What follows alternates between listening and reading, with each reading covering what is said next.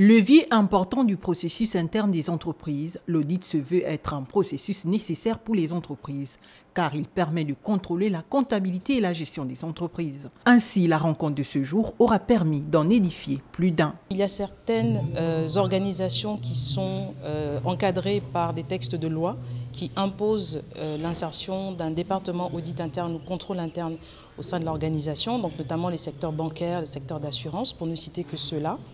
De l'autre côté également, elles ne sont pas obligatoires, mais elles sont fortement recommandées parce qu'elles apportent une amélioration au niveau de la performance des organisations.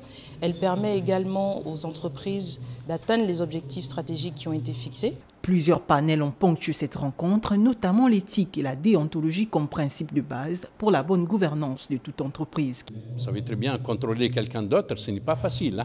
Donc là, il faudrait qu'il gagne la confiance de son public. Il doit gagner la confiance, c'est une valeur aussi qu'il doit disposer.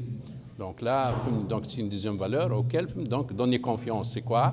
C'est-à-dire que les audités, ceux qui sont contrôlés, c'est-à-dire ils vont divulguer tout ce qui est nécessaire à cet auditeur. Non pas cacher des choses, peut-être là des choses louches qu'ils vont cacher. S'il n'y a pas de confiance entre les deux. C'est une valeur très importante sur laquelle doit travailler l'auditeur interne. Des participants venus de diverses entreprises du pays sortent de cet atelier. C'est la première fois que je prends part à cet atelier, notamment avec l'IA, et je pense que ce fut une très bonne expérience et j'espère plus tard encore y participer. À l'heure où le pays aspire à une ascension de qualité sur tous les plans, des ateliers sur les métiers de contrôle